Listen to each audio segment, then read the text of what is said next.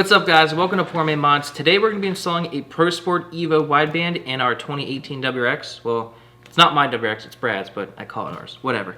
So they sent us their EVO wideband kit. It does have two different colors. You can hook it up to your headlight switch to control it, or a toggle switch. So it has a blue backlighting for more of a daytime use, and then it can switch to red, which is more for nighttime use. And you actually can adjust the brightness of this gauge, which is pretty cool. It comes with a little needle right here that you can put in the back and adjust the brightness if it's too bright for you. You also do get a high quality Bosch O2 sensor with this kit and a bung for the exhaust if you need one, but this car has an aftermarket J-pipe, so we don't need that. But other than that, it comes with everything you need to make it an easy installation. So let's go ahead and get this thing in the WRX. You ready? All right, guys, so we're gonna start with the O2 sensor installation. Like Freddy mentioned before, this car is an aftermarket J-pipe or downpipe that already has an O2 bung ready to go for wideband. So all we got to do is take out the plug and put the O2 sensor in. On the instructions that come with the kit, it has details of exactly how to mount the O2 sensor with the weld-in bung depending on the application that you have.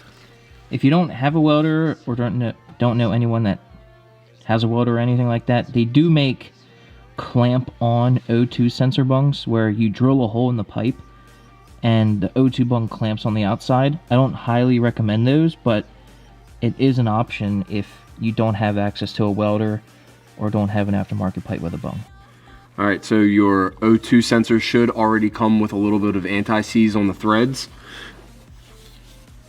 If it doesn't, go ahead and put some on it. I'm gonna go ahead and insert it. Get it in hand tight, and then we'll snug it down. Yeah, you can use an adjustable wrench for this, or any size wrench that fits. But ideally, you want to use an O2 sensor socket. It lessens the chance that you're going to round it off because it has more surface area and contact, and it goes around the wire. So makes it really easy to install these, and it's only like a $10 or $12 tool. We can link to one down below. Definitely a solid investment if you're going to be doing these a lot, or even just one time.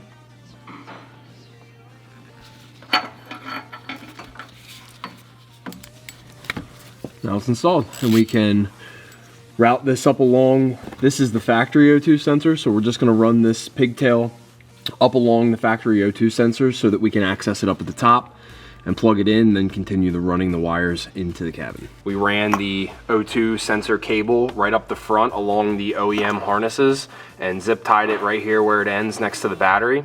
From here, we're gonna use the supplied harness, and we're going to continue running up along and tuck it underneath real nice around the master cylinder reservoir, and then we're going to feed it into this grommet opening right here on the back of the firewall. We already actually have the grommet removed, and we have a pull string run through there from a previous failed attempt of another company's O2 sensor. So we are now going with a much nicer, well-known brand, being ProSport, because we won't have any issues with this one. So we'll get these wires run, and then we can go inside. Now we're going to route the cabling into the cabin. So we have a pull string already in place. We're actually running two different wires here. We're gonna do this all at once. So you'll, depending on which video you see first, you'll see the other next. So I'm gonna go ahead and just tape this up. Yeah, we're also installing a ProSport oil pressure gauge in this car. We're doing two different videos, but we're just gonna make it easier on ourselves and do one pull right now.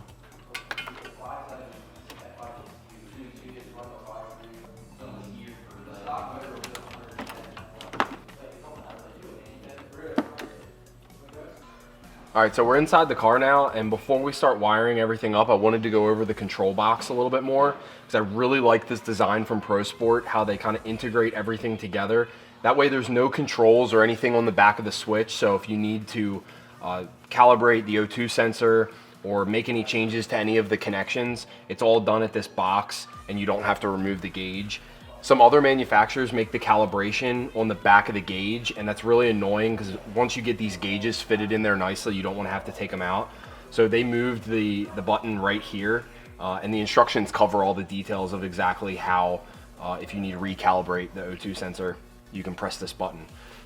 The other thing I really like is these connectors. They're really easy and they pop in and out really nice. They are very secure, but you literally just touch them with a fingernail in order to bend them down. And they're all different. They all have a different number of pins or a different design so that you can't mix them up, and they're labeled really clearly. For this application, I don't have an aftermarket ECU or anything that I would use the analog output for, so we're not going to use this analog output wire. So all we'll be using is the input from the sensor, the output to the gauge, and the input for the power. What I like about this box is the previous gauge that we tried to install, that was an epic failure, had fuses and diodes in the wiring harness that didn't look good, and it was confusing to work with. And then they sent us a giant roll of quarters. It was a capacitor, but it looked like a roll of quarters. Yeah, it was like this. It was almost as big as this box, but you know, like a cylinder. They sent us that giant roll of quarters to solder in line to fix an issue with the gauge when that issue shouldn't exist, and ProSport integrated all of their stuff into that box, so there practically is no troubleshooting like what we had to do with the other gauge. It is slightly, I guess it's slightly inconvenient to have to mount a box like this for a gauge, but being that ProSport has all of their brain in this box, it's really small and lightweight. It's really not that hard to tuck away. I've got some other wiring stuff that I've done in here for other accessories that are already wired up. So I'm actually going to have this located further up behind the dash where I've got some more room, and then I can coil up the extra cable.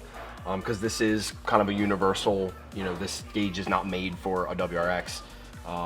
You know, it's made for any car, so there is some extra slack, but this will be really nice and easy to tuck in. And then I also wanted to show you the end of this wire. So this is the power wire. It has main power, which is 12 volt, and then a white wire for the accessory. We're going to be wiring this up.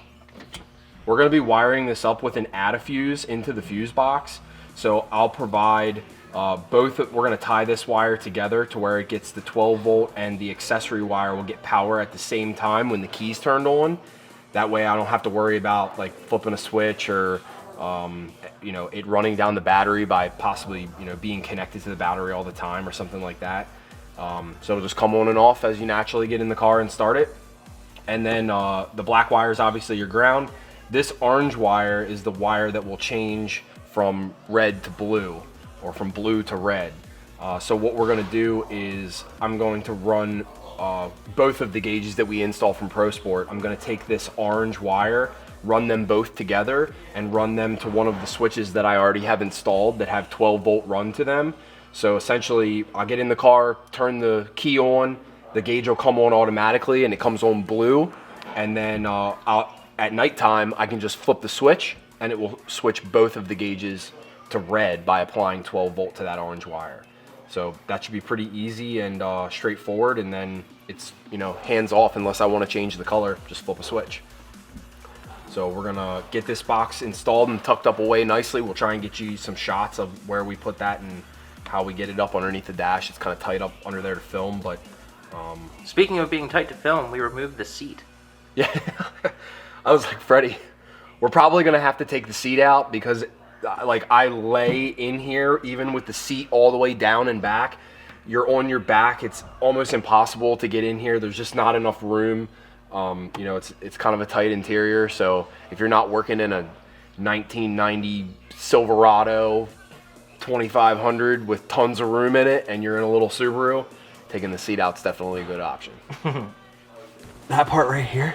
That doesn't look uncomfortable at all. Oh, I mean, it looks like it's great for your back support. So I just wanted to clarify this this orange wire that comes out. This is the wire that controls switching back and forth between blue and red color. I'm going to be wiring this up to a switch for this application because I don't want to get into the factory headlight wiring or mess with any of that, and I already have a switch panel with 12 volt access to it. So since it just requires 12 volt access to this wire to flip the color, it's just easier for me to wire that orange straight up to a switch, and then I can just flip the switch to change the color. rather than having to tie in and do like a T-tap or something like that into the factory headlight wiring. And then say during the day, if I want to run red instead of blue, it's all controllable by a switch. It's not dependent on the headlights. All right, so not all of this is for the gauge, just so you know. What we're looking at here is this Adafuse is providing power and accessory. This comes on with the accessory. This is off the cigarette lighter. So this has the original fuse and an additional fuse for the added circuits. So this has both of the gauges wired into it. The one power goes to the box, the other power goes to the gauge. For the wideband. For the wideband, yes. The box for the wideband. These two orange wires are the two color changing wires. I have them run to a switch that already has 12 volt to it. So all I gotta do is flip the switch to change the color for both gauges at the same time.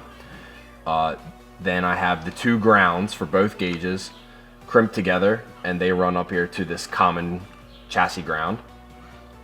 And then up underneath here is where the wires that come in from the oil pressure sensor, they wire into the gauge wires and also to ground, which is another one of these wires. One of these wires comes up through here and also connects to this from the oil pressure sensor itself. So that's pretty much it.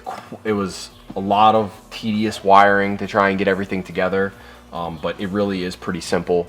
Just got to know what you're doing with wiring stuff. So yeah, pretty easy to do. If you have a completely stock car, it's not hard to wire up. Just got to follow the directions, and they come with really nice wiring diagrams of everything.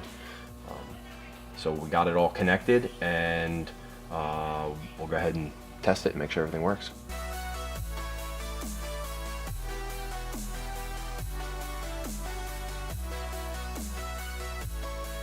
Alright guys, so we got the wideband installed. It was super easy to do, very straightforward. We literally didn't have to do any troubleshooting at all, unlike the previous manufacturer's gauge that we tried to install. Looks really, really good. It's got a very modern look to the gauge, which goes perfectly with this car. So I will show you. And you know, we did install the oil pressure gauge at the same time, and that will be a separate video. Hopefully the videos were easy to follow along, since we kind of did two at the same time, but also separately. Very confusing. So right now they are in the blue mode, so if you wired it up to the headlight switch, when you would turn your headlights on, it will go red. But for us, we have it hooked up to a switch. And I'm digging the red look. I prefer the red. Brad really likes the blue. But now that you have the option, you can choose. And yeah, it's looking pretty awesome. So there you go, that is the ProSport EVO wideband gauge. Very easy to install on this WRX. I hope this video was easy for you guys to follow along. Big thanks to ProSport for helping us out with these gauges. This video wouldn't be possible without them. So I will have a link in the description down below to their website where you can get these gauges. And also, they're so cool, they're giving you guys a coupon code. You can use code POORMAN at their checkout and get 10% off a gauge off their website, which is pretty awesome. So check out ProSport. Tell them that we sent you, and yeah, hope you guys enjoyed this video. Hope you learned something, and we'll see you next time. Thanks.